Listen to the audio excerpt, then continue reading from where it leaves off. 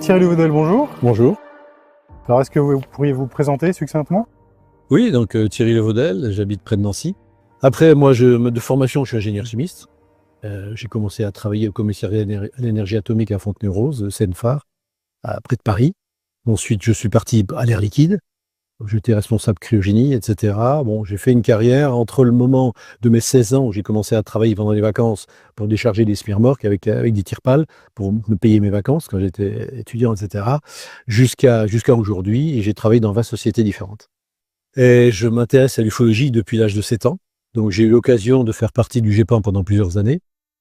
GEPAN, donc ce groupement qui étudie justement les différents phénomènes pas non élucidés que l'on trouve en France.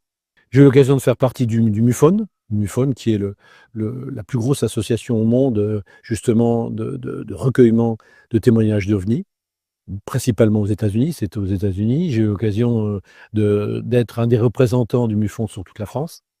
J'ai fait partie de l'Académie d'ufologie qui malheureusement a perdu son créateur, Jackie Causan, qui est décédé en début d'année. Vous venez de nous dire que vous avez été membre du GEPAN pendant plusieurs années comme enquêteur terrain. Oui. Quel est le cas qui vous a le plus marqué?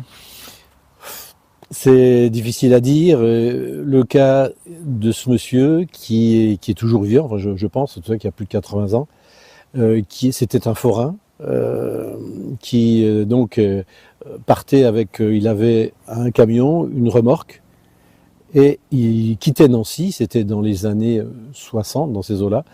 Il quittait Nancy par l'ancienne route qui allait à Metz. Il roulait très peu vite, vers 40 km/h.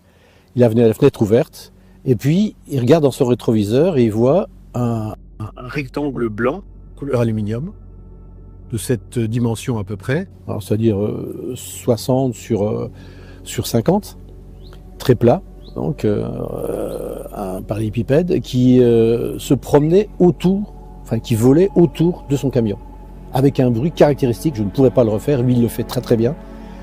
Ça vibrait, ça faisait un bruit vraiment spécial. Et il a tourné, et à un moment donné, il est venu juste à côté de lui, près de sa fenêtre.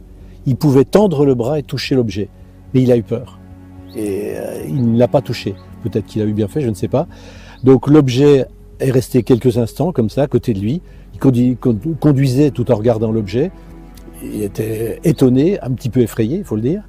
Et puis ensuite, cet objet, il y avait un jeune homme d'une dizaine d'années, enfin un garçon d'une dizaine d'années, sur un vélo, qui roulait à côté de lui.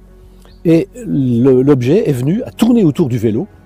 Le petit jeune a été complètement paniqué. Il est même tombé par terre. Et puis l'objet, hop, a disparu, comme il était venu, sans qu'on sache ni comment, ni pourquoi, etc. Et ce que c'était.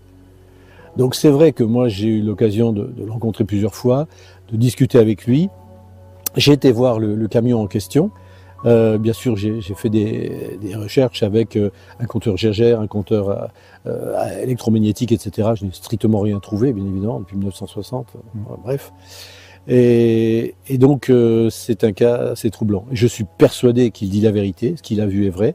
Il a essayé de retrouver cet enfant qui maintenant est soit décédé, soit est âgé, bien sûr. Vous n'avez pas eu On n'a jamais eu de réponse. On va parler justement des cas concrets. Il y a des cas très perturbants et célèbres de l'ufologie. Je pense notamment au cas de l'USS Nimitz, qui était publié il y a quelques années maintenant, le cas de Socorro, Lakenhead ou Lacey. Quel est selon vous le cas le plus solide et pourquoi? C'est difficile. Lakenhead, je pense que c'est relativement solide. Après, Socorro, c'est pareil. C'est pas parce que c'est un militaire, enfin, quelqu'un de la police, mais c'est pareil. Ça a l'air. Les deux ont l'air assez solides. Bon, le Nimitz, pareil, bâtiment de guerre avec des gens qui sont formés, des aviateurs qui ont l'habitude de voir des objets volants, etc. Ces trois cas m'ont l'air très intéressants. Alors, c'est vrai qu'il y a du debunking énorme là-dessus. Quand on lit quasiment tous les cas, c'est avec la zététique, on trouve n'importe quoi et on arrive à les dézinguer, pardon l'expression. Mais non, je pense que ce sont des cas sérieux. Est-ce qu'il existe selon vous des preuves matérielles crédibles? Des débris, des artefacts, des traces au sol ou... Alors des traces au sol, oui. Sur Valençol, on a trouvé, là où la soucoupe s'est posée, ça fait un rond. Et pendant plus de 10 ans, je ne sais pas si c'est le cas encore aujourd'hui, aucun végétaux ne repoussait sur cette zone. Ce qui est quand même assez exceptionnel. On pourrait croire que le sol a été irradié. Donc ça ne se fait pas comme ça. En posant cette question, je pense notamment au dernier livre de Lou Elizondo, vous l'avez lu? Alors je ne l'ai pas lu, non, honnêtement. Alors justement dedans, il est fait état d'un protocole qu'ils sont peut-être en train de tester, parce qu'ils ont remarqué, comme beaucoup de scientifiques d'ailleurs, que les ovnis étaient majoritairement attirés vers les sites nucléaires, les bâtiments militaires. Voilà. Le projet est de réunir plusieurs porte-avions nucléaires américains dans un océan et de convier, voir ce qui se passe. Voir ce qui se passe. Voir ce qui se passe. Qu'est-ce que vous pensez de cette Alors, Fabrice Bourvin, un Suisse qui est connu en ufologie aussi, a écrit un livre justement sur la corrélation entre les essais de bombes nucléaires et la présence des ovnis. Et effectivement, les courbes parlent d'elles-mêmes. Et on peut penser que, bon déjà, ce qu'il faut savoir, c'est quand il y a une explosion atomique, qu'il soit atomique ou thermonucléaire, donc fission ou fusion, il y a un flash lumineux dans tout l'univers.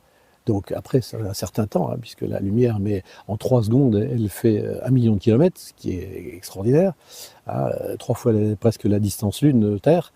C'est le temps que ça arrive, ce flash lumineux, il paraît, enfin ça c'est pareil, ce sont des personnes qui disent que au niveau extraterrestre entre guillemets, si tant est que ce sont des extraterrestres, déjà il y en a une 60aine de types différents, on en a repéré 60 différents, et ils habiteraient extrêmement loin d'ici. Bon.